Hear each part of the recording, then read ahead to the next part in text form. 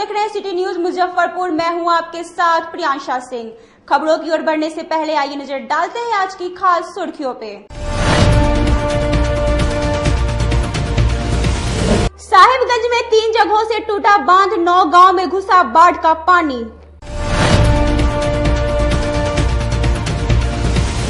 बोचहा विधानसभा क्षेत्र के बाढ़ प्रभावित क्षेत्रों का जायजा लेने पहुंची विधायक बेबी कुमारी को बाढ़ पीड़ितों का आक्रोश झेलना पड़ा।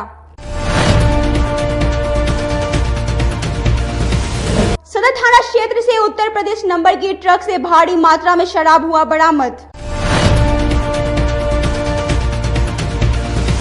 और बहनों को नहीं मिल रहा है भाइयों के लिए राखी, लॉकडाउन के कारण बंद है बाजार। ये थी आज की खास सुर्खियां और अब खबरें विस्तार से। साहिबगंज में बूढ़ी गंडक नदी पर बना बांध 3 जगहों से टूटा, 9 गांव हुए जलमग्न। जिले के साहिबगंज प्रखंड में सुरक्षा बांध 3 जगह पर टूट गया। इससे 9 गांव में बाढ़ का पानी घुस गया है। बाढ़ का पानी 1000 से अधिक घरों में घुस गया है। वहीं हजारों एकड़ में लगी फसल भी डूब गई है। बांध के टूटने से इरसा छपरा, धरहरा, चक्रोटी, रूप छपरा जलमग्न हो गए हैं। धान की फसल डूब गई है। बांध के टूटने से लगभग 10 किलोमीटर के इलाके में धान की फसल डूब गई है। अचानक तटबंध टूटने से पानी घुसने के कारण लोग पूरी तरह घिर गए हैं। लोग घरों से सामान भी नहीं निकाल पा रहे हैं। घरों में पानी घुसने से भूखे पेट सोना पड़ रहा है। स्थिति को गंभीरता से देखते हुए एसडीएम की टीम तैनात करने की मांग की गई है। जो प्रलयंकारी बाढ़ आई है उसमें बाया नदी और नारायणी नदी में आज भी अभी भी पानी काफी उफान पे है, जिसको लेकर के कई बांधें टूट गई है। यहाँ पर जल स्तर लगातार बढ़ रहा है। जनजीवन बिल्कुल अस्त व्यस्त हो चुका है। लोग पलायन कर रहे हैं। लोग बांध पर आश्रय लिए हुए हैं। घर के छतों और विद्यालय के छतों पर आप तस्वीरों में साफ साफ देख सकते हैं कि क्या स्थिति है। प्रशासन सुधि लेने को तैयार नहीं है। कुल मिला के आप ये समझिए कि प्रशासन हाथ खड़ा कर दिया है। लोग का कोई सुधि लेने वाला नहीं है। लोग का जीवन बिल्कुल अस्त व्यस्त हो चुका है। हम प्रशासन और सरकार से मांग करते हैं कि ऐसी विकट परिस्थिति में जब आदमी का जीना मुश्किल हो गया है, लोगों का रहना मुश्किल हो गया है, पानी गांव के गली गली और नली नली में जा चुका है, पानी कमर से ऊपर है, और ऐसी परिस्थिति में सरकार और प्रशासन बिल्कुल निष्क्रिय है। जबकि मैं बता दूं कि आज से 3 दिन पहले मुजफ्फरपुर जिला कलेक्टर चंद्रशेखर सिंह यहाँ पर आए थे और बाढ़ पीड़ितों के बीच जा करके बाढ़ का पूरा जायजा लिए थे। उन्होंने देखा कि किस प्रकार से पानी, जो बाया नदी का पानी है, जो नारायणी नदी का जो पानी है, किस प्रकार से वो प्रलयंकारी बाढ़ ला रही है और लोगों के घर में पानी साफ साफ दिख रहा था। बावजूद भी यहाँ पे कोई राहत एवं बचाव के लिए कुछ नहीं हो रहा है। बड़ा जगन्नाथ पंचायत में बाढ़ पीड़ितों से मिलने पहुंची विधायक बेबी कुमारी को झेलना पड़ा बाढ़ पीड़ितों का आक्रोश। गुरुवार को बाढ़ से बुरी तरह प्रभावित बोचहा विधानसभा क्षेत्र के बड़ा जगन्नाथ पंचायत का दौरा करने पहुंची विधायक बेबी देवी को बाढ़ प्रभावित ग्रामीणों के आक्रोश का सामना करना पड़ा। ग्रामीण इस बात से आक्रोशित थे कि 10 दिनों से बाढ़ की विभीषिका झेल रहे हैं और आज विधायक जी को अपने क्षेत्र के वोटरों की याद आई है। हम लोग के इन पर जहिया से विधायक बने हैं बोचहा के विधानसभा, ये कभी नहीं गांव में आए हैं, कभी कोई जनता से नहीं कुछ पूछे हैं। और उसके बाद जो है कि ये आज आए हैं इतना दिन के बीच में, इन पर हम लोग भरोसा का, हम लोग भूखे प्यासे हम लोग मर रहे हैं, जी रहे हैं, वो भगवान भरोसे हम लोग जी रहे हैं। वहीं ग्रामीणों ने बताया कि 10 दिनों से किसी प्रकार इस बाढ़ में रह रहे हैं, पर प्रशासन की ओर से अब तक ना तो नाव की व्यवस्था की गई है और ना ही राहत सामग्री मिली है। और तो और पीडीएस दुकानदारों द्वारा भी अभी तक राशन नहीं दिया गया है। लेकर के नहीं जाता वोट, हम लोग मर रहे हैं, कहाँ देख रहा है, पानी है, मर रहे हैं। ग्रामीणों ने विधायक को घेर कर अपनी समस्याएं सुनाई और उनसे कब तक राहत मिलेगी यह जानना चाहा। हम वो जितना बोलते उतना नहीं होता। वहीं ग्रामीणों के आक्रोश को जायज बताते हुए विधायक बेबी कुमारी ने बताया कि जल्द ही बाढ़ राहत और बचाव कार्य शुरू करवाया जाएगा। देखिए, स्वाभाविक है कि बाढ़ आया हुआ घर से बेघर हो गए हैं, तो स्वाभाविक है गुस्सा आना ये जायज है कि कोई भी आदमी का सियाना दह जाता है बाढ़ में, तो स्वाभाविक है रोड पर आ गए हैं लोग बसेरा के लिए। और माने शौचालय का दिक्कत है, चापाकल का है। हमने अंचलाधिकारी को कॉल करके, जिलाधिकारी को से बात करके, हमारे साथ कर्मचारी, क्या नाम है, अजीत कुमार भी कर्मचारी हैं। जहाँ जहाँ जो जो प्रॉब्लम हो रहा है हमारा जनता का, चारा का सबसे ज्यादा भी प्रॉब्लम है, तो शौचालय का, पानी का, सबका व्यवस्था हम लोग कर्मचारी जी लिख रहे हैं। तुरंत हम लोग स्टार्ट करवा दिए हैं पीछे से। मैम प्लास्टिक को लेके भी हल्ला हो रहा है, तो उसको लेके आप क्या करेंगे? प्लास्टिक और नाव की व्यवस्था, अभी हमने 5 गो नाव का परवाना कटवाने के लिए डिमांड है कि पिछले बार जो नाव चलाया था नाविक, उसका भुगतान नहीं किया गया था। तो स्वाभाविक है अगर पेट में जो पेट बांध कर कोई आदमी तो मजदूर नहीं करेगा। पिछले का पैसा नहीं बकाया मिला, इसलिए लोग नहीं नाव देने के लिए तैयार है। मैं यहाँ आई हूँ, हम अपने ग्रामीण वार्ड सदस्य हैं, ये लोग कर्मचारी को हमने नोट कराया है। अहियापुर में खतरे के निशान से ऊपर बह रही है बूढ़ी गंडक नदी के कारण कई इलाके हुए जलमग्न। जिले के अहियापुर थाना क्षेत्र के आसपास के इलाकों में बाढ़ का पानी कहर बरपा रहा है। अहियापुर थाना हो या उसके आसपास बसे रिहायशी इलाके सभी जलमग्न हो चुके हैं। मोहल्ले के सैकड़ों घरों में बाढ़ का पानी घुस चुका है। सड़कों पर 4 से 5 फीट पानी पूरे वेग के साथ बह रहा है।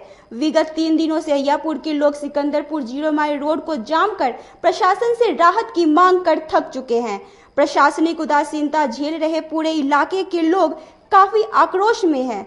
सड़कों और खाली जगहों पर प्लास्टिक का आशियाना बनाकर रह रहे लोगों ने बताया कि जल्द से जल्द सहायता मिलती तो अच्छा रहता। वहीं बूढ़ी गंडक के जलस्तर में हो रहे वृद्धि के बाद सभी दहशत में हैं।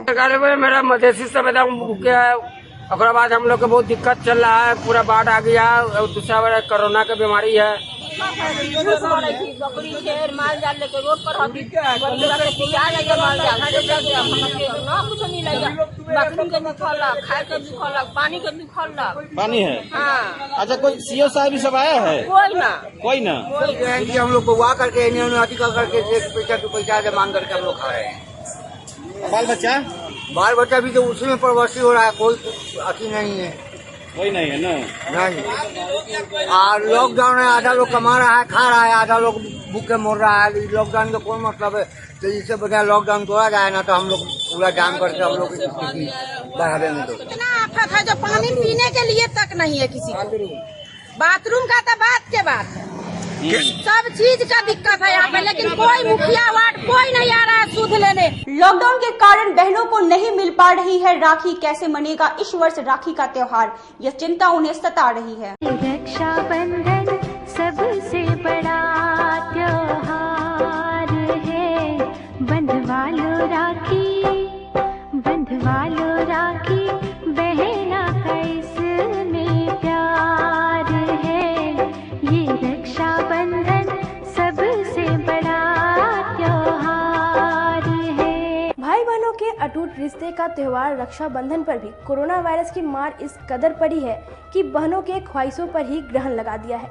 रक्षाबंधन के महज 3 दिन शेष बचे हैं और राज्य सरकार द्वारा 15 दिनों का लॉकडाउन लगाया गया है। इस दौरान राखी का बाजार नहीं सजा है, जिसकी वजह से राखी खरीदने के लिए बहनें बाजारों की खाक छान रही हैं। गरीब स्थान मंदिर के पास राखी के थोक और खुदरा दुकानें बंद रहने से भाइयों को भेजने के लिए राखी खरीदने निकली महिलाएं युवतियों ने प्रशासन से मांग की है कि कुछ दिनों के लिए राखी की दुकानें खोलने देनी चाहिए। क्या समस्या है, समाधान करे? राखी नहीं मिल रहा है, पोस्ट ऑफिस बंद है, बाहर राखी नहीं भेज पा रहे हैं, कुछ नहीं हो रहा है, एक दुकान बंद है राखी का।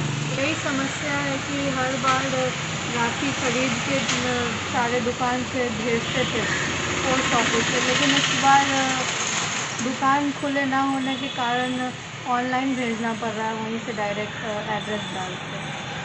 वहीं राखी के थोक विक्रेता ने बताया कि राखी को लेकर कोलकाता से काफी राखियां मंगवा लिया था, परंतु लॉकडाउन के कारण बिक्री नहीं हो पा रही है। उन्होंने उम्मीद जताई है कि 1 तारीख से जब लॉकडाउन में छूट मिलेगी तो कुछ बिक्री राखियों की होगी, पर 3 दिनों में कितनी बिक्री होगी यह भी सोचने वाली बात है। राखी के व्यवसाय से संबंधित या अन्य व्यवसाय से संबंधित लॉकडाउन में तो 100% सारा कारोबार था, क्योंकि लॉकडाउन के नियम का पालन करना हर हिंदुस्तानी व्यक्ति का या बिहार के व्यक्ति का सबसे प्रथम प्राथमिकता है।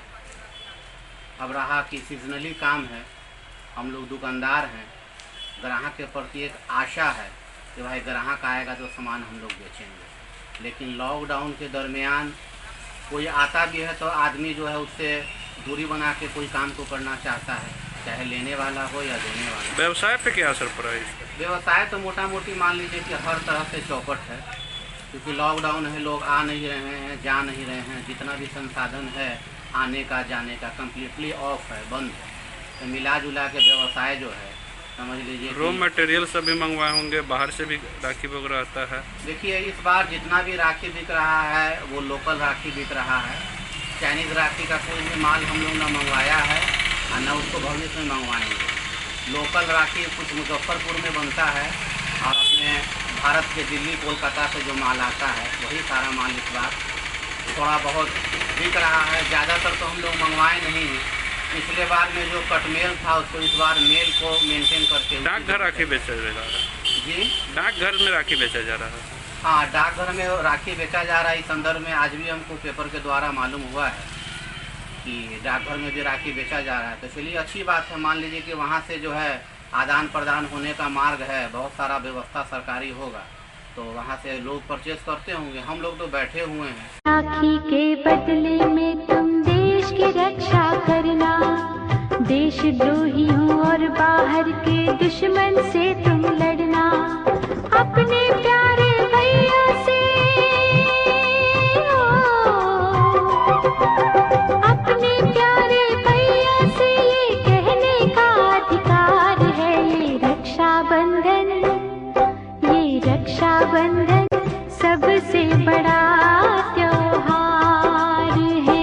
मिठनपुरा पानी टंकी रोड में हुए जल जमाव को लेकर भाकपा माले के सदस्यों ने आक्रोशपूर्ण प्रदर्शन के बाद मांगा मंत्री का इस्तीफा। पानी टंकी चौक पर भाकपा माले के सदस्यों ने शहर में भारी जल जमाव तथा सड़क से मोहल्ले तक बजबजाती गंदगी के खिलाफ पोस्टर के साथ प्रदर्शन किया।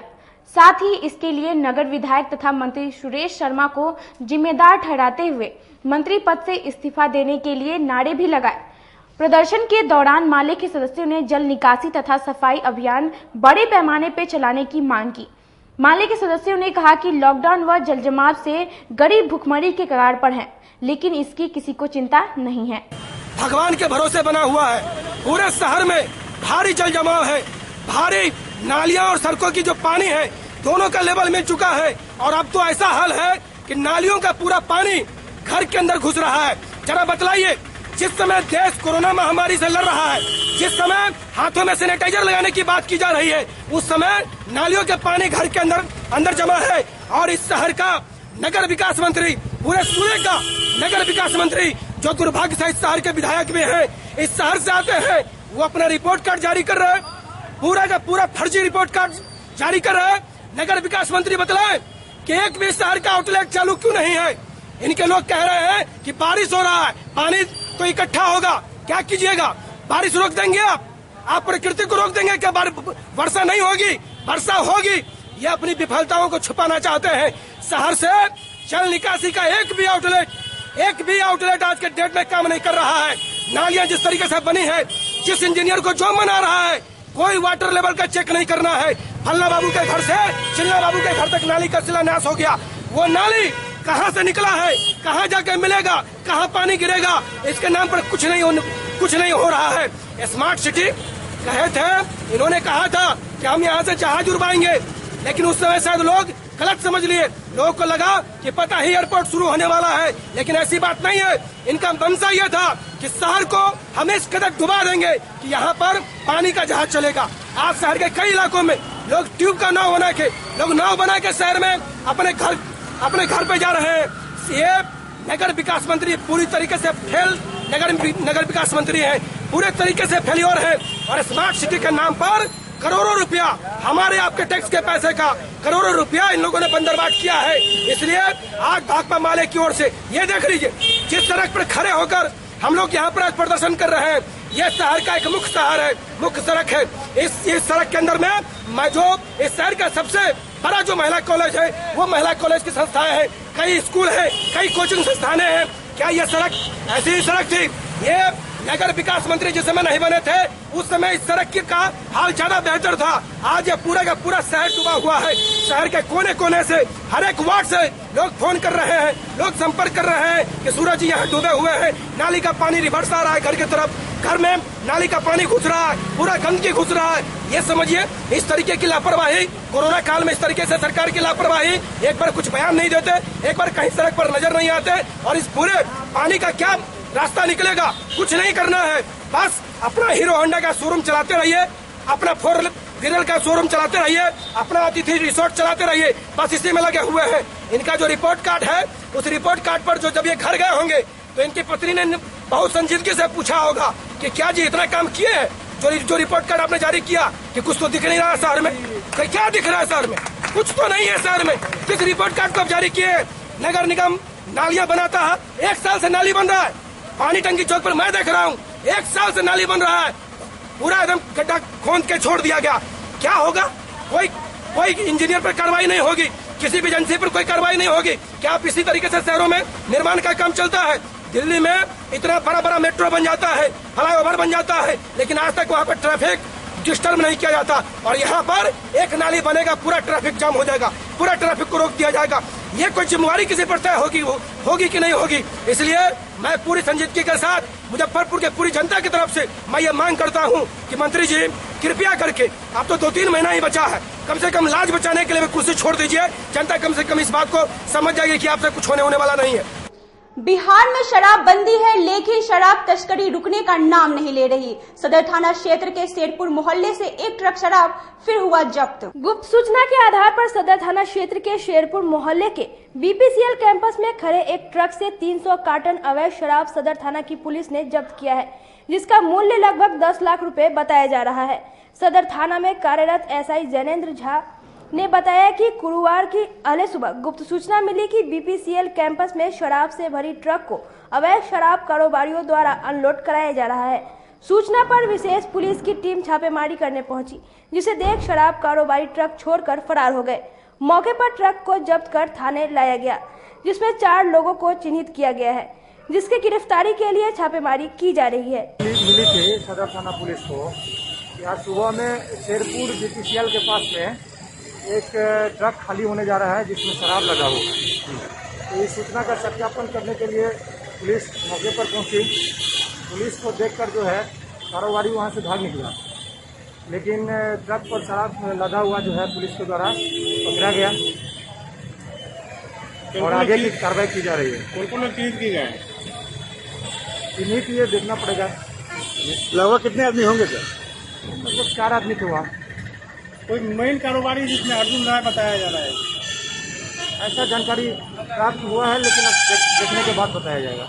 मुशहरी प्रखंड के बाढ़ पीड़ितों का हाल जानने पहुंची जिला परिषद अध्यक्ष इंदिरा देवी। मुशहरी प्रखंड के अब्दुल नगर माधवपुर पंचायत में आए बाढ़ की स्थिति का निरीक्षण करने के लिए जिला परिषद अध्यक्ष इंदिरा देवी पहुंची। इस दौरान इंदिरा देवी ने बाढ़ पीड़ित का हाल जाना तथा जिला प्रशासन द्वारा की गई राहत कैंप का भी निरीक्षण किया। इंदिरा देवी ने कहा कि जिला प्रशासन द्वारा बाढ़ पीड़ितों को हर सहयोग दिया जा रहा है। जिलाधिकारी लगातार मॉनिटरिंग कर रहे हैं। माधोपुर का बाढ़ पीड़ित का हम निरीक्षण किए, जो कि आपको अब्दुल नगर माधोपुर में किचन का भी व्यवस्था दिया गया, प्लास्टिक भी सबको मिला है, और बड़ा जगन्नाथ पंचायत में भी किचन का भी व्यवस्था है, और खाना पीना भी सब बाढ़ पीड़ित को मिल रहा है। और इसके लिए जिलाधिकारी को धन्यवाद करती हूँ, और सीओ साहब को कि बहुत अच्छे हमारे बड़ा जगन्नाथ पंचायत अब्दुल नगर माधोपुर में व्यवस्था किया गया है। और सबसे अच्छा जो कि जनता लोग भी खुश है कि खाना पीना हम लोग को मिलता है, और जो प्लास्टिक आता है उसमें भी थोड़ा कटौती किया गया है। लोग सही से प्लास्टिक नहीं दे रहे हैं, और को मिला है और को नहीं मिला है, इसीलिए कि जनता का कंप्लेन है। अब वक्त हो चला एक छोटे से ब्रेक का, कहीं जाइएगा नहीं, जल्द होंगे हाजिर बाकी खबरों के साथ। तब तक बने रहिए सिटी न्यूज के साथ। कैरियर अचीवर्स आपके विश्वास पर खरा उतरने वाला कोचिंग संस्थान है। हमारे यहाँ मेडिकल, IIT, JEE तथा फाउंडेशन की तैयारी भी कराई जाती है। इसके अलावे exclusive batch JEE mains, advance की भी क्लासेस चलाई जाते हैं। छात्र छात्राओं को 100% स्कॉलरशिप की भी व्यवस्था है। यहाँ से कितने छात्र छात्राएं सफलता की सीढ़ी चढ़ चुके हैं। Classes taken by top mentors तो हमारे यहाँ अवश्य पधारें। तो हमारा पता याद रखें, हमारा पता है career achievers Mithanpura near north point school और हमारा कॉन्टेक्ट नंबर है 8002479735 या फिर आप हमें कांटेक्ट कर सकते हैं 8877430251 पर। सबसे बड़ी बात तो ये है कि हम चाहते हैं कि हमारे इस मिशन में हमारे बच्चे गंगा पार करके उस पार नहीं जा पाए। यही नहीं, मिशन तो तब सक्सेसफुल होगा जब गंगा पार के बच्चे यहाँ एडमिशन लेने के लिए मार करेंगे। इसी आशा के साथ इंस्टीट्यूट तो हम लोग चला रहे हैं, अपने बच्चों को खुश करने की कोशिश कर रहे हैं। बच्चों को मैंने यही कहा है, तुम अपना समय दो, मैं तुम्हें आसमान की बुलंदियों पर पहुंचा दूंगा।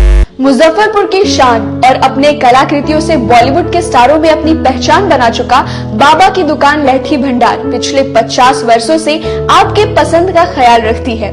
यहाँ से लाह की बहुरानी सेट बॉलीवुड की स्टार ऐश्वर्या राय ने अपनी शादी में पहनी थी। यहाँ से राजनीतिक गलियारों के नामचीन चेहरों की दुल्हन भी सजी थी। हमारे यहाँ शादी सेट, बहुरानी सेट, जयमाला सेट, लाह के फैंसी आइटम कुशल कारीगरों द्वारा निर्मित कराई जाती है। इसके अलावा चूड़ा सेट, कंप्यूटर चूड़ा, कुंदन चूड़ा, वाटरप्रूफ चूड़ा, चुंदरी 3 बुंदिया, बंग बंगरी, हिंगलू, पाक चूड़ा, जंगली चूड़ा का भी निर्माण अपने कारीगरों द्वारा कराती है। यही नहीं, लाह से बनी कान का टॉप्स, रिंग, नथ, गला का हार, मांग टीका, पेन स्टैंड, हाथी, बिछिया, ग्लास, करा भी बनाती है। तो एक बार हमारे यहाँ अवश्य पधारे। बाबा की दुकान लहठी भंडार, इस्लामपुर, मुजफ्फरपुर। हमारा कॉन्टैक्ट नंबर है 9308620444। 40-50 साल से जो हमारी दुकान है, ये बाबा की दुकान लहठी भंडार, समझे ना, पुश्तैनी हम लोग का काम ही है। और हमारे यहाँ जो है जितने भी है, जैसे कि ऐश्वर्या राय के यहाँ लहठी गया, हमारा सचिन के यहाँ गया है, और आपके जो है तेज प्रताप सिंह, अभी लालू प्रसाद के लड़के की शादी हुई है, उसमें भी लहठी भेजा गया था। और हमारे यहाँ जो है ना बहुरानी सेट है, जैसे कि है कुंदन सेट है, और जैसे कि हम लोग जो डिज़ाइन जो है सेलेक्ट करते हैं जो लगन के ऊपर जो है, जैसे कि कस्टमर का चॉइस देखते हैं हम लोग हैं, उसी टाइप से हम लोग जो है माल तैयार करते हैं। और कलर है मैचिंग, हमारे यहाँ सबसे विशेषता है कि हर तरह के लहंगे का जो है ना मैचिंग तुरंत हैंड टू हैंड हम लोग लगा के दे देते हैं। हम पढ़ाते नहीं, हम बच्चों में विश्वास जगाते हैं। Christ Jyoti international school, based on CBSE curriculum with को एजुकेशन। इस स्कूल में प्रत्येक विषयों के लिए अनुभवी शिक्षकों का समूह है।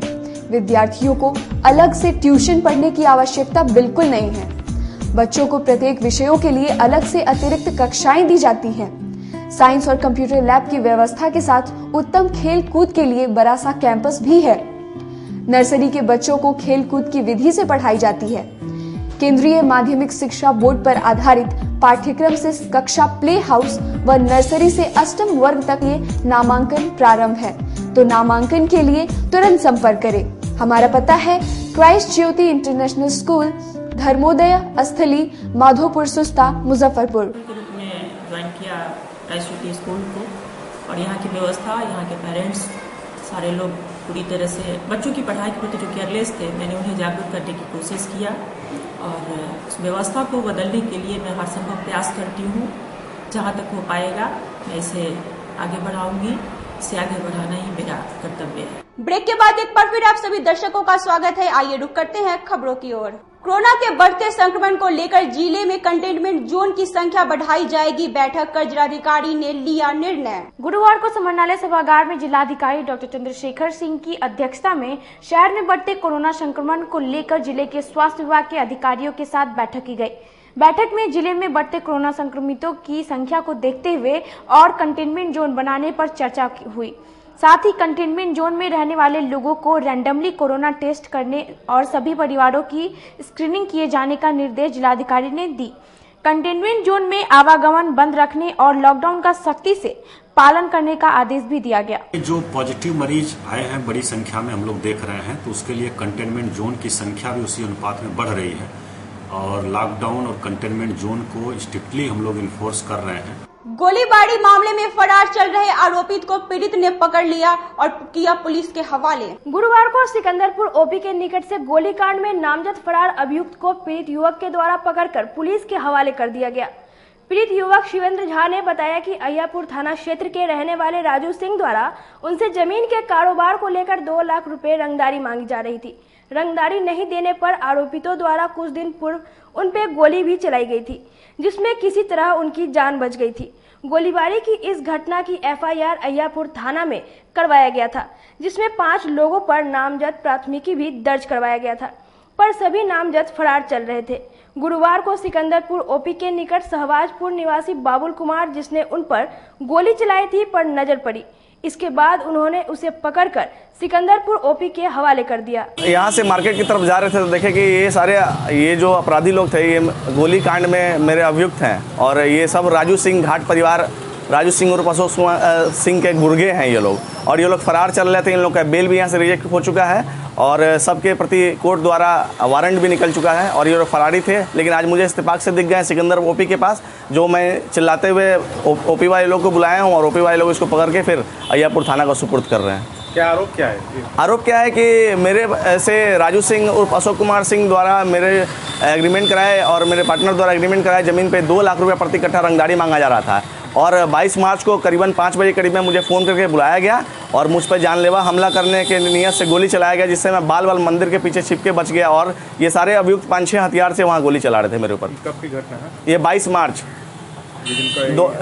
2020 दिन ही लगा था जी, जनता करते जी जी जी। और भी लोगों की गिरफ्तारी हुई है? अभी किसी की गिरफ्तारी नहीं हुई, पहली गिरफ्तारी है। सब लोग फरार चल रहे हैं और सब लोग का बेल भी यहाँ से रिजेक्ट हो चुका है और सबका वारंट भी है कोर्ट के द्वारा। पकड़ाए तो क्या नाम है? इनका नाम बाबुल कुमार है, पिता का नाम राघवेंद्र सिंह, पता अय्यापुर। वहीं सिकंदरपुर ओपी प्रभारी ने बताया कि पीड़ित युवक के द्वारा पकड़कर एक आरोपित को उनके हवाले किया गया है, जिसे अय्यापुर थाना पुलिस को सौंप दिया जाएगा। अय्यापुर थाना का